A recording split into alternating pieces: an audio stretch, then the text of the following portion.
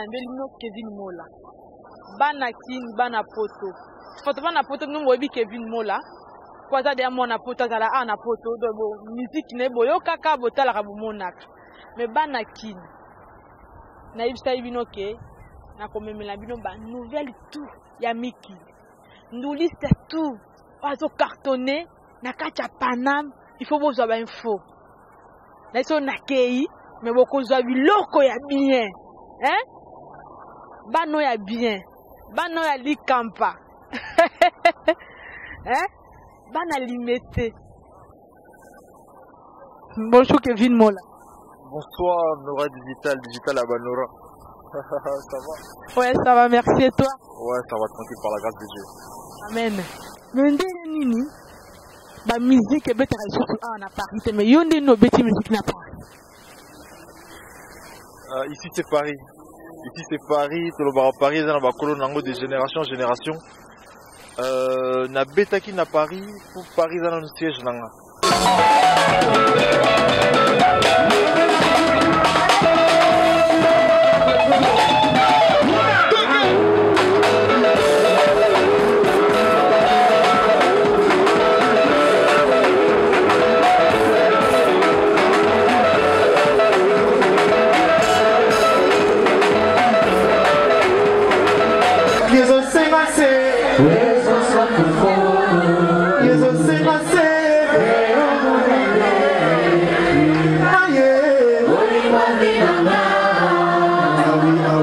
Na betaki na Paris pour Paris dans le siège nanga.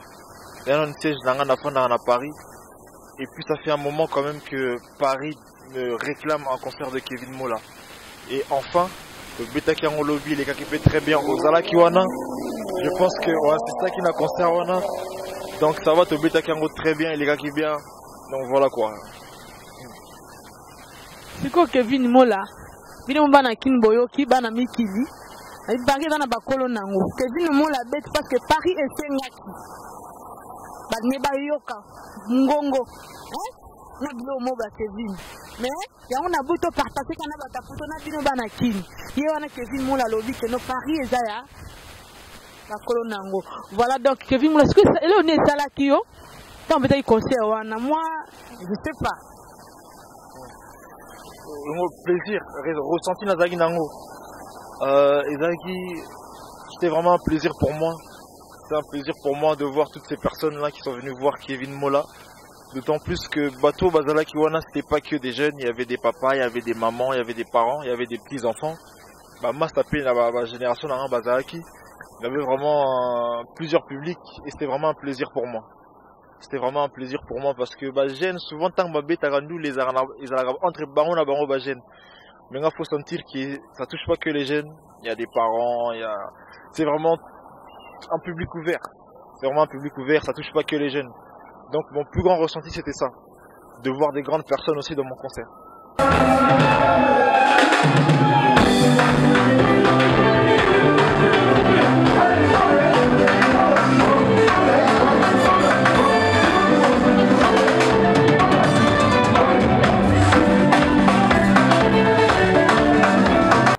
Bomoni, preuve à l'appui, la salle s'il te plaît.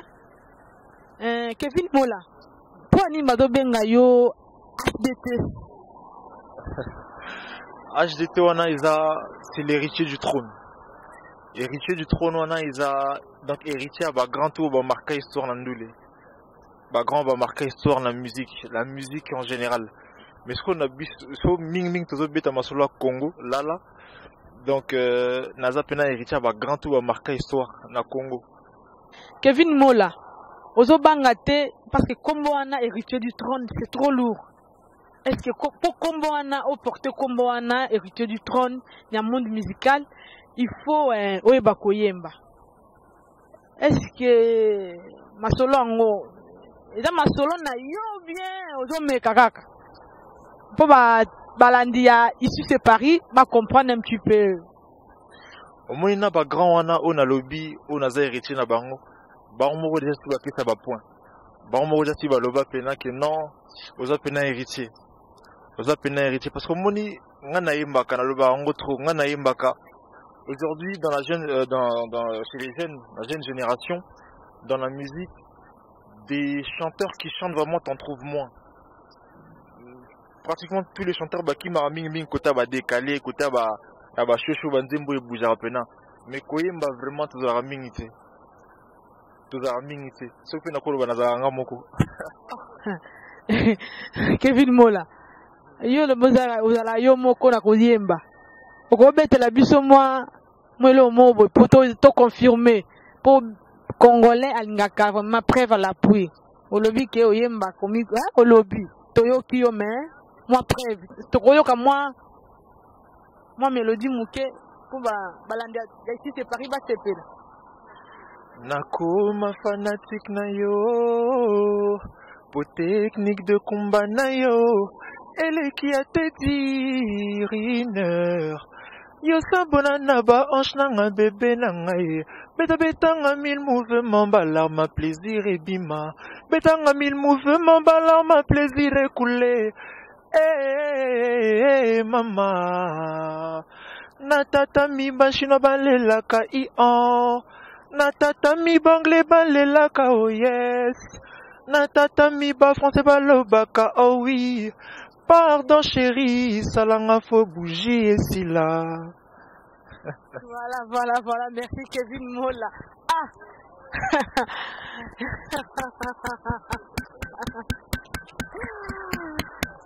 Merci, ici c'est Paris, binomo boyoki Kevin Mola, nous les alliés.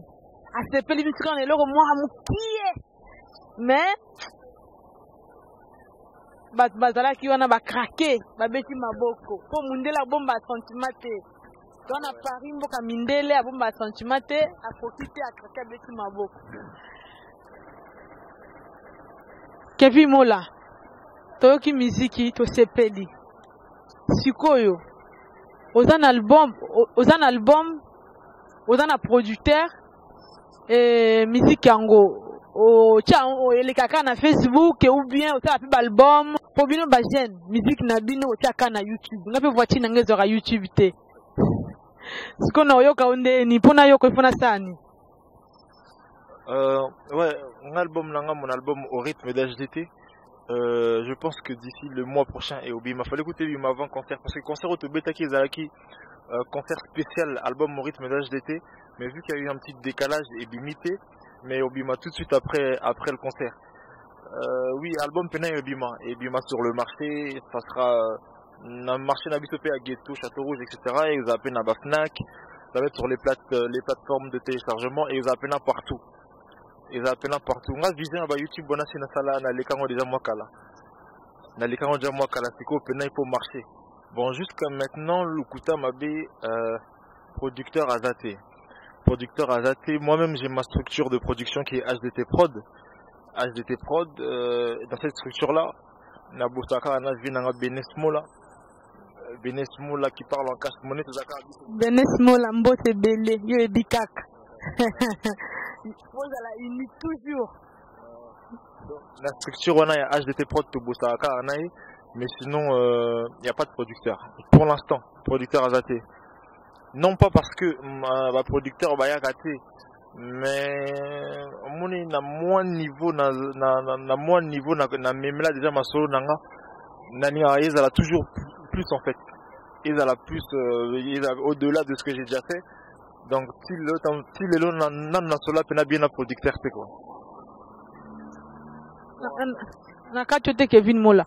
Et bon, au Sukoyo, concert wana sali wana ya munene ya Pigalle, bino waki.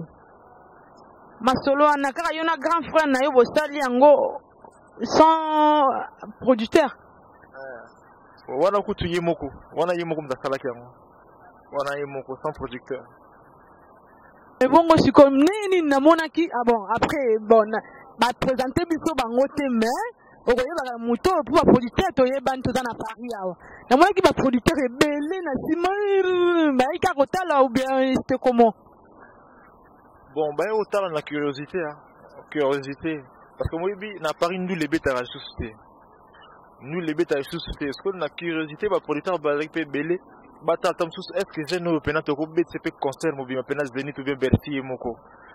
Nous quoi la tamsus grand tamsus va bêta sous côté bon et belé bah y a une curiosité. ya kotala mais beli pe bazaki wana bazaki ba grand frère ba vie nanga pe bazaki wana. Siko Kevin Mola lobi na concert na mona ki David roi David akomi akoche pana yo akomi koyemba na yo ukomo. C'est azaki ka simple invité wana mutu nanga wana sola bien na artiste belé presque artiste tout na sola bien na bango.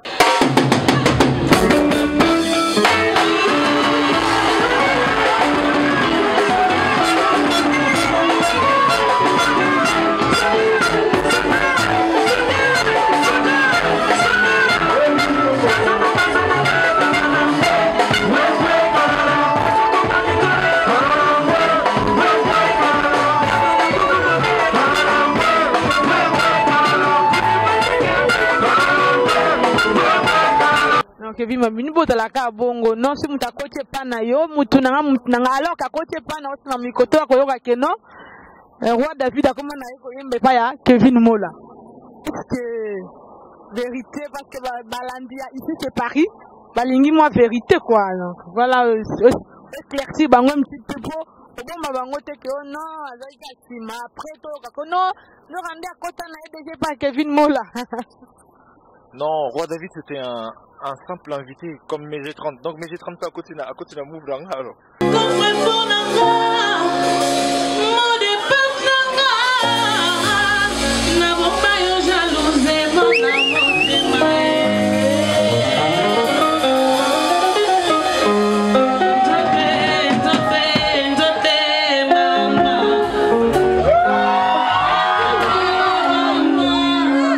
Nécessaire Nabiso fait MG30 à Zalakiwana comme une invitée aussi.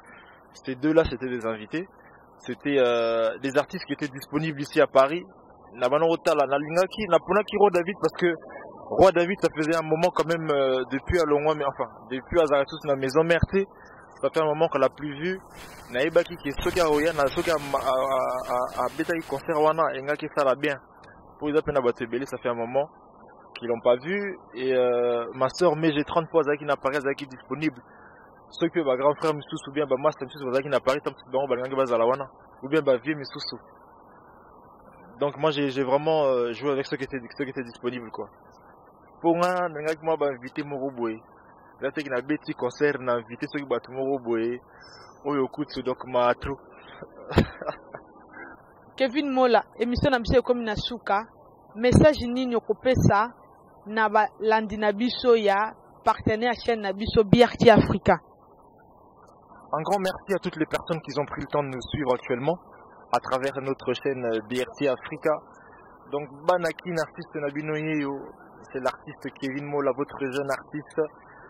Donc un grand coucou aux belles filles de Kinshasa, aux beaux garçons, bas garçons propres, les belles filles.